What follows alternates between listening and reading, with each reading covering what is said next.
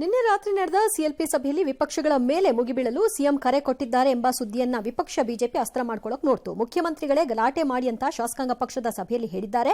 ಕೂಗ್ರಪ್ಪ ಕೂಗಿ ಅಂತ ವಿಪಕ್ಷ ನಾಯಕ ಅಶೋಕ್ ವ್ಯಂಗ್ಯವಾಡಿದ್ರು.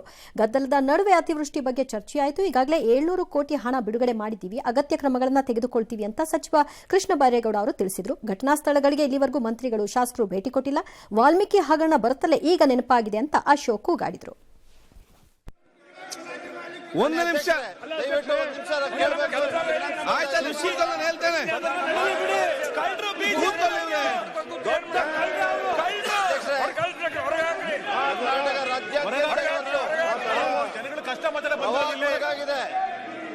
ನಿಮ್ಮ ಆತ್ಮಸಾಕ್ಷಿ ಒಪ್ತೈತಾ? ಒಂದ್ ತಿಂಗಳಿಂದ ಯಾರು ಹೋಗಿಲ್ಲ, ಒಂದು ರಿವ್ಯೂ ಮಾಡಿಲ್ಲ, ನೀವು ಚರ್ಚೆ ಮಾಡಿಲ್ಲ. ಅದನ್ನ ಯಾಕೆ ನೀವು ಚರ್ಚೆ ಮಾಡುದಿಲ್ಲ? ಈ ಸಂದರ್ಭದಲ್ಲಿ ಎಚ್ ಕೆ ಪಾಟೀಲ್ ಇವ್ರನ್ನೆಲ್ಲ ಸದನದಿಂದ ಹೊರಕ್ಕೆ ಹಾಕಿ ಇಂದ್ರಂತೆ. ಪಾರ್ಲಿಮೆಂಟರಿ ಅಫೇರ್ಸ್ ಮಿನಿಸ್ಟರ್ ಆಗಿ ಹೊರಕ್ಕೆ ಹಾಕಿ ಅಂತ ಹೇಳೋದು ಸರಿನೋ ತಪ್ಪೋ ನನಗೆ ಗೊತ್ತಿಲ್ಲ. ಬಟ್ ಸ್ಟಿಲ್ ಅವ್ರು ಹೇಳಿದ್ದಾರೆ ಗಲಾಟೆ ಆಗ್ತಿದೆ ಅನ್ನೋ ಕಾರಣಕ್ಕೆ. Same question goes back to H K Patil today. ನಂದಿಂದ ಯಾರೊಬ್ರು ವಿಡಿಯೋ ಕಳಿಸಿ ಅವರಿಗೆ. ಪಾರ್ಲಿಮೆಂಟಲ್ಲಿ ಕೂಗಾಡ್ತಾ ಇದ್ದಾಗ ಅಲ್ಲಿ ಸ್ಪೀಕರ್ ಹೊರಗೆ ಹಾಕಿದ್ರು. ಅದನ್ನ ಏನಂತ ಬಣ್ಣಿಸಿತ್ತು ಕಾಂಗ್ರೆಸ್? ಪ್ರೈಮ್ ಮಿನಿಸ್ಟರ್ ಸ್ಪೀಚ್ ಮಾಡುವಾಗ ಒಂದೇ ಸಮ ಕೂಗ್ಕೊಂಡ್ರು. ಅದನ್ನ ಏನಂತ ಬಣ್ಣಿಸತ್ತೆ? ಇನ್ನೊಬ್ರು ಯಾರೋ ಹಂಗಾರೆ ಬಣ್ಣಿಸ್ಬೇಕು. ಪ್ರಜಾಪ್ರಭುತ್ವದಲ್ಲಿ ನನಗೆ ಬೇಕಾದ ರೀತಿಯ ಮಾನದಂಡಗಳನ್ನು ರೂಪಿಸಿಕೊಂಡು ಧೋಕಾ ಮಾಡಬಾರ್ದು. If you are behaving in one place like one man, ಇನ್ನೊಂದು ಕಡೆಯಲ್ಲೂ ಹಾಗೆ ಬಿಹೇವ್ ಮಾಡಬೇಕು. ನೀವು ಅದೇ ಥರ ಮನುಷ್ಯನಾಗಿ ಬಿಹೇವ್ ಮಾಡಬೇಕು. ನೀವು ಹೇಗೆ? What is the difference? ಯಾರು ವ್ಯೂವರ್ಸು ಈ ಘಟನೆಯನ್ನು ಆ ಘಟನೆಯನ್ನು ಪಕ್ಕಕ್ಕಿಟ್ಕೊಂಡು ನೋಡಿ. ಈಗ ಎರಡೂ ಕಡೆ ತಮಗೆ ಬೇಕಾದ ರೀತಿ ಮಾತಾಡ್ತಾರೆ. ಅಲ್ಲೇ ಬಿಜೆಪಿಯವರು ಹೇಳ್ತಾರೆ ಸದನ ನಡೆಸೋ ರೀತಿನ ಇನ್ನೇನು ಮಾಡಬೇಕಾಗಿತ್ತು, ನಾವು ಇವ್ರನ್ನ ಹೊರಗಾಕದೆ ಅಂತಾರೆ. ಇಲ್ಲಿ ಕಾಂಗ್ರೆಸ್ ಅವರು ಹೇಳ್ತಾರೆ ಸದನ ನಡೆಸುವ ರೀತಿಯ ಇವ್ರನ್ನ ಹೊರಗಾಕಿ ಅಂತಾರೆ. ಇಬ್ರು ಏನು ಹಾಗಾದ್ರೆ ನೀವು ಪ್ರಜಾಪ್ರಭುತ್ವದಲ್ಲಿ ಜೋಕರ್ಗಳು. That's all. I believe some senior leader ಹೇಳ್ತಿದ್ರಂತೆ ಇವತ್ತು ಸದನದ ಕಲಾಪೆಲ್ಲ ಜನಕ್ಕೆ ತಲುಪ್ತಾನೆ ಇಲ್ಲ, ಗೊತ್ತಾಗ್ತಿಲ್ಲ, ಯಾರು ಸರಿಯಾಗಿ ತೋರಿಸಲ್ಲ ಮಾಡಲ್ಲ ಅಂತ. ಏನನ್ನು ತೋರಿಸ್ಬೇಕು? ನಿಮ್ಮನ್ನು ಏನನ್ನು ತೋರಿಸ್ಬೇಕು? ಬನ್ನಿ ಯಾರು ಒಬ್ಬರು ಹೇಳಿ ಕರೆಕ್ಟಾಗಿ. ಏನು ತೋರಿಸ್ಬೇಕು? ವಾಟ್? ಬರೀ ಚೀರಾಟ. SC ST ಅಭ್ಯುದಯಕ್ಕೆ ಮೀಸಲಾದ ಹಣವನ್ನು ಗ್ಯಾರಂಟಿಗಳಿಗೆ ಬಳಸ್ತಿರೋದನ್ನು ಕಾಂಗ್ರೆಸ್ನಲ್ಲಿ ಅಪಸ್ವರ. ಪರಿಷತ್ನಲ್ಲಿ ಮಾತಾಡಿದಂತೆ Congress MLC Sudham Das, SC ST ಹಣವನ್ನು ಗ್ಯಾರಂಟಿಗೆ ಬಳಸೋದನ್ನು ನಾನು ವಿರೋಧಿಸ್ತೀನಿ. ನಮ್ಮ ಸಮುದಾಯಕ್ಕೆ ನಿರ್ದಿಷ್ಟವಾಗಿ ಹಣ ಬಳಕೆ ಆಗ್ತಿದೆ ಅಂತ ತಿಳಿಯೋಕ್ಕೆ ಸಾಧ್ಯನೇ ಇಲ್ಲ. ನಮ್ಮ ಸಮುದಾಯದಲ್ಲಿ SC ST ಏರಿಯಾಗಳಿಗೆ ವಿದ್ಯುತ್ ಸಂಪರ್ಕನೇ ಇಲ್ಲ, ಅಲ್ಲಿ ಭಾಳ ಏರಿಯಾಗಳಿಗೆ ಬಸ್ಸೇ ಹೋಗಲ್ಲ. ಈ ಹಣ ಹೆಂಗೆ ಬಳಕೆ ಆಗುತ್ತೆ ಅಂತ ಕೇಳಿದ್ದಾರೆ. ಭಾಳ ಪರ್ಫೆಕ್ಟ್ ಕ್ವಶನ್ಸ್ ಅದು, ಭಾಳ ಕರೆಕ್ಟ್ ಕ್ವಶನ್ಸ್ ಅದು. ಹೇಗೆ ಹೇಳ್ತೀರಿ ಅದು ಅವ್ರಿಗೆ ಬಳಕೆ ಆಗ್ತಿದೆ ಅಂತ? ಹೂ ವಿಲ್ ಗಿವ್ ದ ಲೆಕ್ಕ? ಒಂದು ವರ್ಷ ಕಳೆದ ಮೇಲೆ CAG ಇದೊಂದು ರಿಪೋರ್ಟಲ್ಲಿ ಇದು ಬಳಕೆಯಾಗುತ್ತಿಲ್ಲ ಎಂಬುದು ಕಾಣಿಸುತ್ತಿದೆ ಅಂತ ಬರುತ್ತಾ ವರದಿನಲ್ಲಿ. ಉಪ್ಪಿನಕಾಯಿ ಹಾಕೊಂಡು ನೆಕ್ಕಳಿ ಎಲ್ಲರೂ ಅದನ್ನಾಗ. ಹೇಗೆ ಗೊತ್ತಾಗತ್ತೆ ಹೇಳಿ? ಬಸ್ಸಲ್ಲಾಗಲಿ ಮತ್ತೊಂದರಲ್ಲಾಗಲಿ ಮಗದೊಂದರಲ್ಲಾಗಲಿ ಹೆಂಗೆ ಗೊತ್ತಾಗತ್ತೆ ಅವ್ರಿಗೆ ತಲುಪ್ತಿದೆ ಆ ದುಡ್ಡು ಅಂತ? Whereas you have reserved that fund for them. Then why do you reserve ಮಾಡಬೇಡಿ. ಇನ್ಮೇಲಿಂದ ರಿಸರ್ವ್ ಮಾಡಿ ಕೂಡುದು ಹಾಗಾದ್ರೆ ಎರಡರಲ್ಲೂ ಒಂದು. ನೋ, ಇದಕ್ಕೆ ಒಂದು ಕೊನೆಯನ್ನು ಹಾಡಲೇಬೇಕು. Diversion of fund is wrong ಆಗಬೇಕು, ಇಲ್ಲ ರೈಟ್ ಅಂತ ಅಕ್ಸೆಪ್ಟ್ ಆಗ್ಬಿಡ್ಬೇಕು. ಎರಡರಲ್ಲಿ ಒಂದಾಗಬೇಕು. ರಾಂಗ್ ಅನ್ನೋದು ನನ್ನ ಲೆಕ್ಕಾಚಾರ, ಈಗಿನ ಲೆಕ್ಕಾಚಾರ. ರೈಟ್ ಅಂತ ಆಗಿಬಿಟ್ರೆ ದಲಿತ ಸಂಘಟನೆಗಳು ಮತ್ತು ಆ ಸಮುದಾಯ ಮಣ್ಣು ತಿನ್ನಬೇಕು. ಯಾಕಂದ್ರೆ ಕಾಸಿರಲ್ಲ, ಆಮೇಲೆ ಇಡಬೇಕಾಗಿಲ್ಲ, ಯಾರುವೆ ಚುನಾವಣೆಗೋಸ್ಕರ ಇಡಬೇಕಾಗಿಲ್ಲ. ಈ ಪ್ರಶ್ನೆಯನ್ನ ಆ ಸಮುದಾಯ ಕೇಳ್ಕೋಬೇಕು, ಬೇರೆಯವ್ರು ಕೂಗಿ ಕೇಳೋದಲ್ಲ.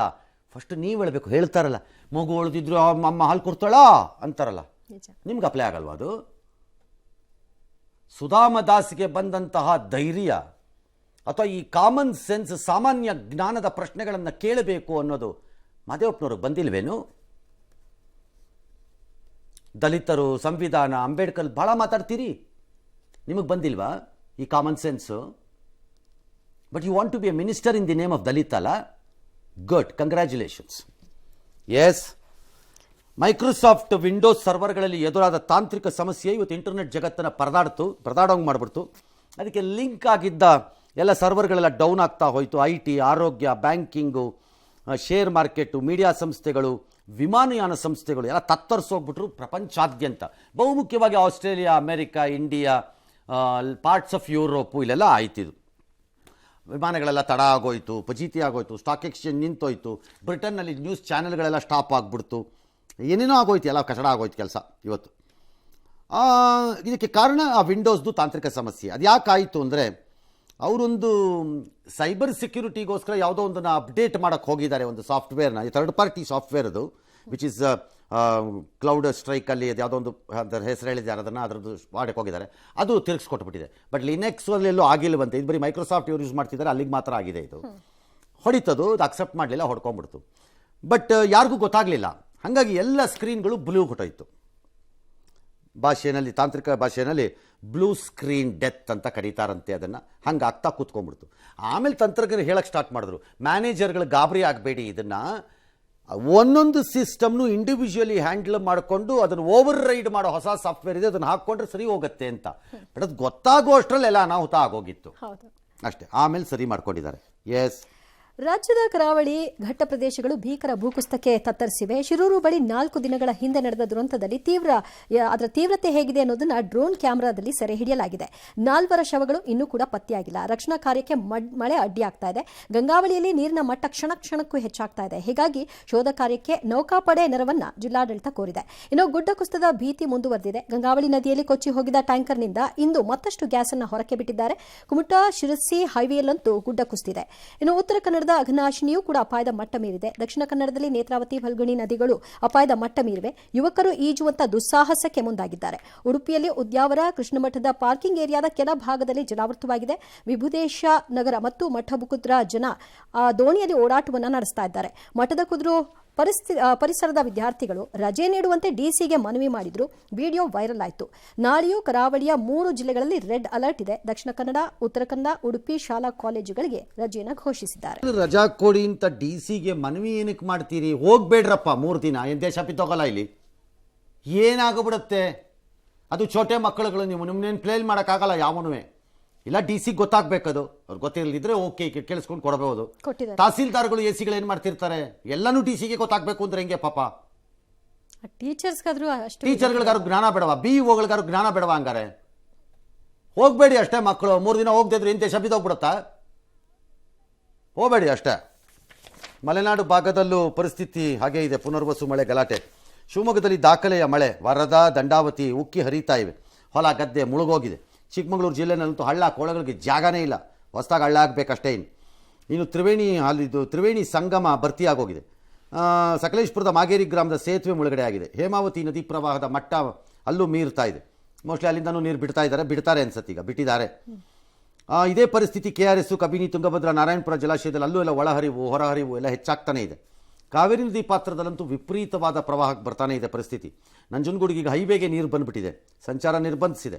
ಸುತ್ತೂರು ಶ್ರೀ ಕ್ಷೇತ್ರದಲ್ಲಿನ ಸುತ್ತೂರು ಸೇತುವೆ ಮುಳುಗ್ಬಿಟ್ಟಿದೆ. ಅಂದರೆ ಸುತ್ತೂರಿಗೆ ಹೋಗೋಕ್ಕಾಗಲ್ಲ, ಸುತ್ತೂರು ಸೇತುವೆ ಮುಳುಗೋಯ್ತು ಅಂತಂದರೆ ಈ ಕಡೆಯಿಂದ ಆ ಕಡೆಗೆ ಹೋಗ್ಬೋದಾಗಿತ್ತು. 16 ಹಳ್ಳಿಗಳ ಪ್ರಮುಖ ರಸ್ತೆಯಲ್ಲಿ ಕಾವೇರಿ ಕೊಳದಲ್ಲಿ 10 ರಿಂದ 14 ದಿನ ಮಳೆ ಆಗುತ್ತೆ ಅಂತಿದ್ದಾರೆ. KRS ಅಲ್ಲಿ ಈಗ ಒಂದು 46,000 ಕ್ಯೂಸೆಕ್ ಒಳಗಿದೆ, 40 TMC ಇದೆ. ಮೋಸ್ಟ್ಲಿ ಅವರು ನಾಳೆಯಿಂದ ನಾಳಿದ್ರಿಂದ ನೀರು ಬಿಟ್ಬಿಡ್ತಾರೆ. KRS ಇಂದ ಡೆಫಿನೆಟ್ಲಿ ಇಟ್ಕೊಳಕ್ಕೆ ಹೋಗಲ್ಲ, ಅವರು ಬಿಟ್ಬಿಡ್ತಾರೆ. ಈಗ ಕಬಿನಿ ಅಂತೂ ಬಿಡಲೇಬೇಕಾದ ಪರಿಸ್ಥಿತಿ ಇದೆ. ಅವ್ರು 40,000 ಕ್ಯೂಸೆಕಲ್ಲಿ ಇದ್ದಾರೆ. ನೆನೆ 50-60ರಲ್ಲಿದ್ದರು, ಇವತ್ತು 40ರಲ್ಲಿದ್ದಾರೆ. ಮಳೆ ಕಂಟಿನ್ಯೂ ಆದರೆ ಅದು ಮತ್ತೆ 50-60ಕ್ಕೆ ಹೋಗುತ್ತೆ ವಾಪಸ್ಸು. ಹೇಮಾವತಿಯಿಂದ ನೀರು ಬಿಡೋಕ್ಕೆ ಸ್ಟಾರ್ಟ್ ಮಾಡಿದ್ದಾರೆ, ಒಂದು 25,000 ಕ್ಯೂಸೆಕ್ಕನ್ನು. ಅಲ್ಲೂ ಒಂದು 33 TMC ಬಂದುಬಿಟ್ಟಿದೆ. ಅಲ್ಲೂ ಅಷ್ಟೇ 37 TMC ಇರೋ ಜಾಗ. ಹಾಗಾಗಿ ಇವರು 25,000ಕ್ಕೆ ಇವತ್ತೇ ಬಂದಿದ್ದಾರೆ ಅಂದರೆ ಇನ್ನೊಂದು 3-4 ದಿನ ಮಳೆ ಆದರೆ ಅಲ್ಲೂ 60,000-70,000ಕ್ಕೆ ಬಂದ್ಬಿಡುತ್ತೆ. ಸೊ ಈ ಕಡೆ ಹಾರಂಗಿ, ಆ ಕಡೆ ಹೇಮಾವತಿ, ಮಧ್ಯದಲ್ಲಿ ಕಾವೇರಿ ಜಲಾನಯನ ಪ್ರದೇಶ, ಅದರದ್ದೇ ಮೂಲ ಇರೋದು. ಎಲ್ಲ ಸೇರಿಸಿದ್ರೆ 85,000-90,000 ಕ್ಯೂಸೆಕ್ಕಿಂದ ಹೊರಗೆ ಹೋಗೋ ಲೆವೆಲ್ಗೂ ಬರ್ಬೋದು KRS. ಹೇಳಕ್ಕೆ ಬರಲ್ಲ. ವಿ ಹ್ಯಾವ್ ಸೀನ್ ಇಟ್, ನಾವು ನೋಡಿದ್ದೀವಿ. 85-90ರವರೆಗೂ ರಿಲೀಸನ್ನು ನಾವು ನೋಡಿದ್ದೀವಿ ಹಿಂದೆ ಎಲ್ಲ ಕೆಲವು ಸರಿ. ಹಾಗಾಗಿ ಈಗಲೂ ಬಂದರೂ ಬರಬಹುದು ಆ ಪರಿಸ್ಥಿತಿ ಕಾಣಿಸ್ತಿದೆ. ಸೊ ನದಿ ಪಾತ್ರದ ಜನ ಅದು ಬಲ್ದಾಗ ನೋಡ್ಕೊಳ್ಳೋಣ ಅಂತ ಕೂತ್ಕೋಬೇಡಿ, ಬಿ ಅಲರ್ಟ್ ಈಗಲೇನೆ ಬೆಟರ್. ಎಚ್ಚರಿಕೆ ಕೊಟ್ಟಿದ್ದಾರೆ ಆಲ್ರೆಡಿ. ಇನ್ನು ತುಂಗಭದ್ರಾ ಚೆನ್ನಾಗಿದೆ, ನೀರು ಒಳಹರಿವು ತುಂಬ ಲಕ್ಷಣ ಕಾಣಿಸ್ತಾ ಇದೆ. ಲಿಂಗನಮಕ್ಕಿ ಅದಕ್ಕೂ ನೀರು ಒಳಹರಿವು ಚೆನ್ನಾಗಿದೆ. ಸೂಪ ಒಂದೇನೆ ಸ್ಟಿಲ್ ವೆರಿ ವರಿಯಿಂಗ್, ಬರೀ 47,000 ಇದೆ ಅದಕ್ಕಿರೋ ಕೆಪಾಸಿಟಿಗೆ. ಅಲಮಟ್ಟಿ 97 TMCಗೆ ಹೊಟ್ಟೋಗಿದೆ, 43,000 ಇದೆ. ಹಂಗಾಗಿ ಇನ್ನೂ ಚೆನ್ನಾಗಿ ಬರುತ್ತೆ ಅದಕ್ಕೆ. ನಾರಾಯಣಪುರ ನೆನ್ನೆ ಗೊತ್ತಿತ್ತು ತುಂಬಿದೆ ಅಂತ, ಹೆಚ್ಚು ಕಡಿಮೆ ತುಂಬಿದೆ ಅಂತ ನಮಗೆ ಗೊತ್ತಿತ್ತು.